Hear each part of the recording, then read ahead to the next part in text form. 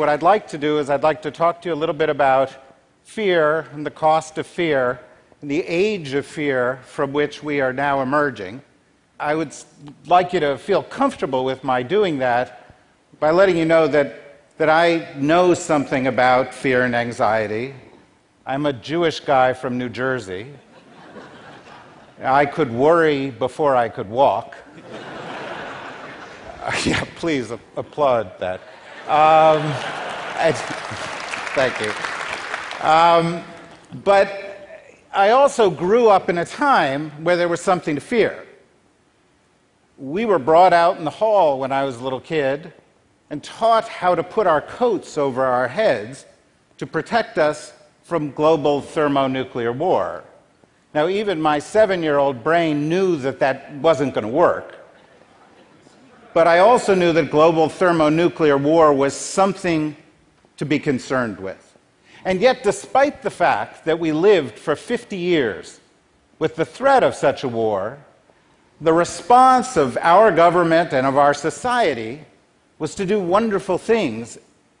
We created the space program in response to that. We built our highway system in response to that. We created the internet in response to that. So sometimes fear can produce a constructive response, but sometimes it can produce an unconstructive response. On September 11th, 2001, 19 guys took over 4 airplanes and flew them into a couple of buildings. They exacted a horrible toll. It is not for us to minimize what that toll was. But the response that we had was clearly disproportionate. Disproportionate to the point of verging on the unhinged. We rearranged the national security apparatus of the United States and of many governments to address a threat that at the time that those attacks took place was quite limited. In fact, according to our intelligence services, on September 11th, 2001, there were 100 members of core al-Qaeda. There were just a few thousand terrorists. They posed an existential threat to no one. But we rearranged our entire national security apparatus in the most sweeping way than since the end of the Second World War. We launched 2 wars. We spent trillions of dollars. We suspended our values. We violated international law. We embraced torture. We embraced the idea that if these 19 guys could do this, anybody could do it. And therefore, for the first time in history, we were seeing everybody as a threat. And what was the result of that? Surveillance programs that listened in on the emails and phone calls of entire countries, hundreds of millions of people, setting aside whether those countries were our allies, setting aside what our interests were. I would argue that 15 years later, since today there are more terrorists, more terrorist attacks, more terrorist casualties, this by the count of the US State Department, since today the region from which those attacks emanate is more unstable than at any time in its history, since the flood, perhaps, we have not succeeded in our response. Now, you have to ask, where did we go wrong? What did we do? What was the mistake that was made? And you might say, well, look, Washington is a dysfunctional place. There's political food fights. We've turned our discourse into a cage match. And that's true. But there are bigger problems, believe it or not, than that dysfunction, even though I would argue that dysfunction that makes it impossible to get anything done in the richest and most powerful country in the world is far more dangerous than anything that a group like ISIS could do, because it stops us in our tracks and it keeps us from progress. But there were other problems. And the other problems came from the fact that in Washington and in many capitals right now, we're in a creativity crisis.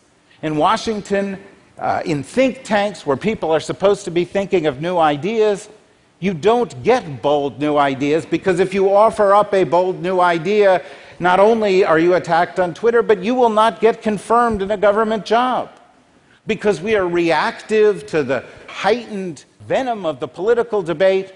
You get governments that have an us versus them mentality, tiny groups of people making decisions. When you sit in a room with a small group of people making decisions, what do you get?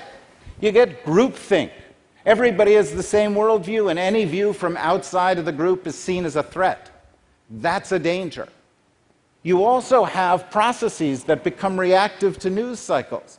And so the parts of the US government that do foresight, that look forward, that do strategy, the parts in other governments that do this can't do it because they're reacting to the news cycle. And so we're not looking ahead. On 9/11, we had a crisis because we were looking the wrong way. Today, we have a crisis because of 9/11, we are still looking in the wrong direction. And we know because we see transformational trends on the horizon that are far more important than what we saw on 9/11. Far more important than the threat posed by these terrorists, far more important even than the instability that we've got in some areas of the world that are racked by instability today. In fact, the things that we are seeing in those parts of the world may be symptoms. They may be a reaction to bigger trends. And if we are treating the symptom and ignoring the bigger trend, then we've got far bigger problems to deal with. And so what are those trends? Well, to a group like you, the trends are apparent. We are living at a moment in which the very fabric of human society is being rewoven. If you saw the cover of The Economist a couple of days ago, it said that 80% of the people on the planet by the year 2020 would have a smartphone. They would have a small computer connected to the internet in their pocket. In most of Africa, the cell phone penetration rate is 80%. We passed the point last October when there were more mobile cellular devices, SIM cards, out in the world than there were people. We are within years of a profound moment in our history when effectively every single human being on the planet is going to be part of a man-made system for the first time, able to touch anyone else, touch them for good, touch them for ill. And the changes associated with that are changing the very nature of every aspect of governance and life on the planet in ways that our leaders ought to be thinking about when they're thinking about these immediate threats. On the security side, we've come out of a Cold War in which it was too costly to fight a nuclear war, and so we didn't, to a period that I call cool war, cyber war, where the costs of conflict are actually so low that we may never stop. We may enter a period of constant warfare. And we know this because we've been in it for several years, and yet we don't have the basic doctrines to guide us in this regard. We don't have the basic ideas formulated. If someone attacks us with a cyber attack, do we have the ability to respond with a kinetic attack? We don't know. If somebody launches a cyber attack, how do we deter them? When China launched a series of cyber attacks, what did the US government do? It said, we're gonna indict a few of these Chinese guys who are never coming to America. They're never going to be anywhere near a law enforcement officer who's going to take them into custody. It's a gesture. It's not a deterrent. Special forces operators out there in the field today discover that small groups of insurgents with cell phones have access to satellite imagery that once only superpowers had. In fact, if you've got a cell phone, you've got access to power that a superpower didn't have and would have highly classified 10 years ago. In my cell phone, I have an app that tells me where every plane in the world is, and its altitude, and its speed, and what kind of aircraft it is, and where it's going, and where it's landing. They have apps that allow them to know what their adversary is about to do. They're using these tools in new ways. When a cafe in Sydney was taken over by a terrorist, he went in with a rifle and an iPad. And the weapon was the iPad. Because he captured people, he terrorized them, he pointed the iPad at them, and then He took the video and he put it on the net, and he took over the world's media. But it doesn't just affect the security side. The relations between great powers, we thought we were past the bipolar era. We thought we were in a unipolar world where all the big issues were resolved. Remember, it was the end of history. But we're not. We're now seeing that our basic assumptions about the internet, that it was going to connect us, weave society together, are not necessarily true. In countries like China, you have the Great Firewall of China. You've got countries saying, no, if the internet happens within our borders, we control it within our borders. We control the content. We are going to control our security. We are going to manage that internet. We're going to say what can be on it. We're going to set a different set of rules. Now, you might think, well, that's just China. But it's not just China. It's China, India, Russia. It's Saudi Arabia. It's Singapore. It's Brazil. After the NSA scandal, the Russians, the Chinese, the Indians, the Brazilians, they said, let's create a new internet backbone because we can't be dependent on this other one. And so all of a sudden, what do you have? You have a new bipolar world in which cyber internationalism, our belief, is challenged by cyber nationalism, another belief. We are seeing these changes everywhere we look. We are seeing the advent of mobile money. It's happening in the places you wouldn't expect. It's happening in Kenya and Tanzania, where millions of people who haven't had access to financial services now conduct all those services on their phones. There are 2.5 million people who don't have financial service access that are going to get it soon. 1 billion of them were going to have the ability to access it on their cell phone soon. It's not just going to give them the ability to bank. It's going to change what monetary policy is. It's going to change what money is. Education is changing in the same way. Healthcare is changing in the same way. How government services are delivered are changing in the same way. And yet, in Washington, we are debating whether to call the terrorist group that has taken over Syria and Iraq ISIS or ISIL or Islamic State. We are trying to determine how much we want to give in a negotiation with the Iranians on a nuclear deal, which deals with the technologies of 50 years ago, when in fact we know that the Iranians right now are engaged in a cyber war with us, and we are ignoring it, partially because businesses are not willing to talk about the attacks that are being waged on them. And that gets us to another breakdown that's crucial, and another breakdown that couldn't be more important in a group like this. Because the growth of America and real American national security and all the things that drove progress, even during the Cold War, was a public-private partnership between science, technology, and government that began when Thomas Jefferson sat alone in his laboratory inventing new things. But it was canals and railroads and telegraph. It was radar and the internet. It was Tang the breakfast drink. Probably not the most important of those developments. But what you had was a partnership and a dialogue, and the dialogue has broken down. It's broken down because in Washington, less government is considered more. It's broken down because there's, believe it or not, in Washington, a war on science, despite the fact that in all of human history, every time anyone has waged a war on science, science has won.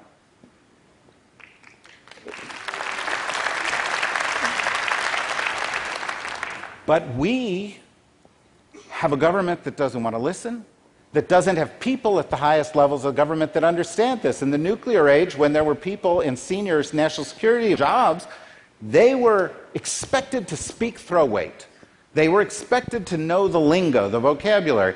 If you went to the highest level of the US government now and said, talk to me about cyber, talk to me about neuroscience, talk to me about the things that are going to change the world of tomorrow, you get a blank stare. I know, because when I wrote this book, I talked to 150 people, many from the science and tech side, who felt like they were being shunted off to the kids' table.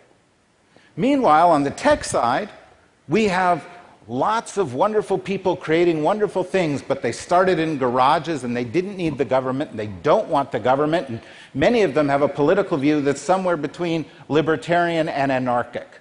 Leave me alone. But the world's coming apart. All of a sudden, there's going to be massive regulatory changes and massive issues associated with conflict and massive issues associated with security and privacy. And we haven't even gotten to the next set of issues, which are philosophical issues.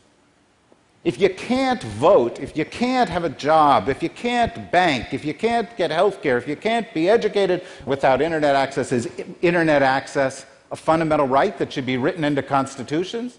If internet access is a fundamental right, is electricity access for the 1.2 billion who don't have access to electricity a fundamental right?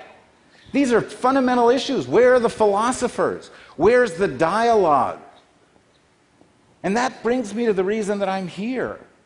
I live in Washington. Pity me. The dialogue isn't happening there. These big issues that will change the world, change national security, change economics, create hope, create threats, can only be resolved when you bring together groups of people who understand science and technology back together with governments. Both sides need each other. And until we recreate that connection, until we do what helped America grow and helped other countries grow, then we are going to grow ever more vulnerable. The risks associated with 9/11 will not be measured in terms of lives lost by terror attacks, or buildings destroyed, or trillions of dollars spent. They'll be measured in terms of the cost of our distraction from critical issues and our inability to get together, scientists, technologists, government leaders, at a moment of transformation akin to the beginning of the Renaissance, akin to the beginning of the major transformational eras that have happened on Earth, and start coming up with, if not the right answers, then at least the right questions. We are not there yet, but discussions like this and groups like you are the places where those questions can be formulated and posed. And that's why I believe that groups like TED, discussions like this around the planet, are the place where the future of foreign policy, of economic policy, of social policy, of philosophy will ultimately take place. And that's why it's been a pleasure speaking to you. Thank you very, very much.